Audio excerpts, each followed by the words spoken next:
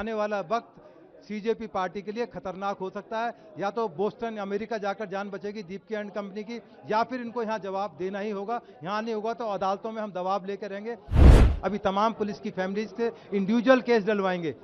आप case withdraw कर लेंगे, परंतु इंडिविजुअल कैपेसिटी मुझे पूरा हक है। मैं देश का नागरिक हूं और मुझे अदालत में जाने का हक है। एक एक खून के कतरे का हिसाब किताब लिया जाएगा। इंडिविजुअल कैपेसिटी में हमें अधिकार है, जो पहले धारा 156 बीएनएसएस में इसका प्रोविजन है। हम लोग जा सकते हैं अपनी प्रेयर लेकर, उसमें इनके खिलाफ मुकदमा प्राइवेटली हम लोग दर्ज करा सकते हैं, बल्कि इनसे क्षति ले सकते हैं, इनसे हम क्लेम ले सकते हैं, कंपनसेशन ले सकते हैं कि मुझे इंजरी हुई जिस वजह से मैं 6 महीने ड्यूटी पर नहीं जा पाया, मुझे 1 करोड़ रुपए का जुर्माना इनसे लेकर दिया जाए जिन्होंने इस पर दस्तखत किए हैं।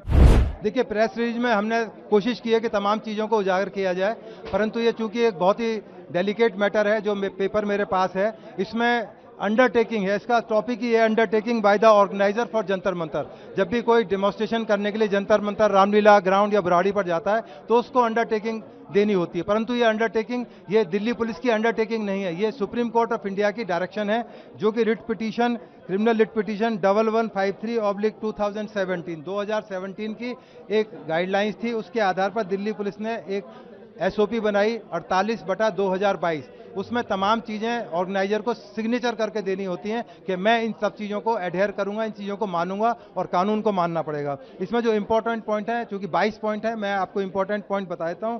इसमें जो सबसे इंपॉर्टेंट पॉइंट है 5 नंबर पर है, उसमें लिखा है कि मैं जो भी है, ऑर्गेनाइजर शैल एंश्योर दैट धरना demonstration will be in orderly manner.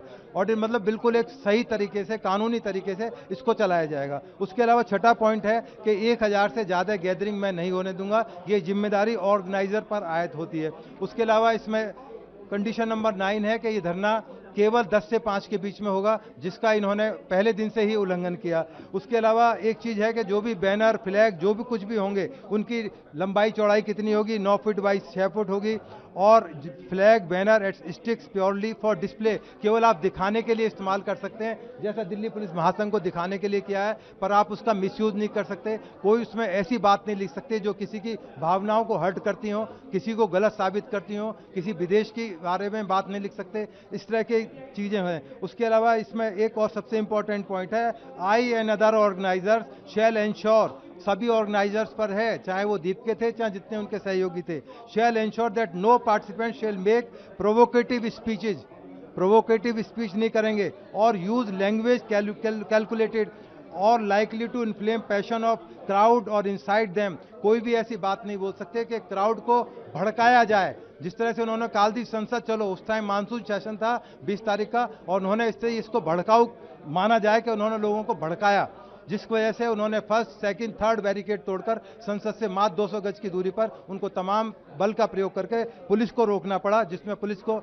बहुत क्षति हुई। हमारे 128 ऑफिसर्स और जवान को चोट लगी है। इसमें इसके अलावा तमाम चीज़ें कही गई हैं। आप religion, race, place of birth, residence, language, इस तरह की कोई भी चीज़ आप वहाँ पर नहीं करेंगे, परंतु 100% वहाँ पर वायलेशन हुआ है। तमाम चीज़ें वहाँ पर हुई हैं। इसके अलावा जो सबसे इंपॉर्टेंट चीज़ है, जो 22 पॉइंट के अंदर 21वां पॉइंट है, I shall be responsible to keep the followers under control which failing which I along with others shall be prosecuted under the existing provisions of law। जो कानून के तहत जो भी प्रोविजंस हैं उनका मैं वायलेशन करता हूं तो मेरे खिलाफ एक्शन लिया जाए। ये कागज इन्होंने लिखकर दिल्ली पुलिस को दिया हुआ है, जो सुप्रीम कोर्ट की गाइडलाइंस के अनुरूप है। अब इनको हिसाब किताब देना होगा कि वायलेशंस के लिए ऑर्गेनाइजर को जिम्मेदार ठहराया जाए, या मुझे ठहराया जाए, या दिल्ली पुलिस को ठहराया जाए। तो आने वाला वक्त सीजेपी पार्टी के लिए खतरनाक हो सकता है। या तो बोस्टन अमेरिका जाकर जान बचेगी दीप्ति एंड कंपनी की, या फिर इनको यहाँ जवाब देना ही होगा। यहाँ नहीं होगा तो अदालतों में हम दबाव लेकर रहेंगे। अभी तमाम पुलिस की फैमिलीज से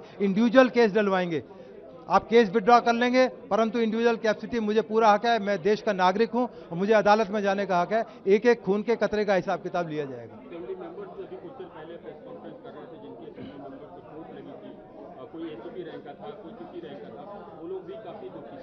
बिल्कुल दुखी होने वाली बात ही है। ये मैंने आपने एक बैनर देखा, इसमें लिखा है कि हमारे भी पापा हैं, हम भी किसी के पिता हैं। तो सबके पास फैमिली है, सबकी बेटियां हैं, सबके पिता हैं, माता हैं, जो पुलिस के अंदर नौकरी करते हैं। लावारिस तो है नहीं ये लोग जो है, और इनका हक है कि अपने चीज़ें जो उनके पति के साथ, उनके पापा के साथ हुई हैं, वो अदालत में जाकर अपनी बात रख सकती हैं। ठीक है, सरकार करे ना करे, इंडिविजुअल कैपेसिटी में हमें अधिकार है, जो पहले धारा 156 बीएनएसएस में इसका प्रोविजन है, हम लोग जा सकते हैं अपनी प्रेयर लेकर, उसमें इनके खिलाफ मुकदमा प्राइवेटली हम लोग दर्ज करा सकते हैं, बल्कि इनसे क्षति ले सकते हैं, इनसे हम क्लेम ले सकते हैं, कंपनसेशन ले सकते हैं कि मुझे इंजरी हुई जिस वजह से मैं 6 महीने ड्यूटी पर नहीं जा पाया, मुझे 1 करोड़ रुपए का जुर्माना इनसे लेकर दिया जाए जिन्होंने इस पर दस्तखत किए हैं। तो इसलिए मेरा बार बार यही कहना है कि अब इनकी दिक्कतें बहुत ज़्यादा बढ़ने वाली हैं।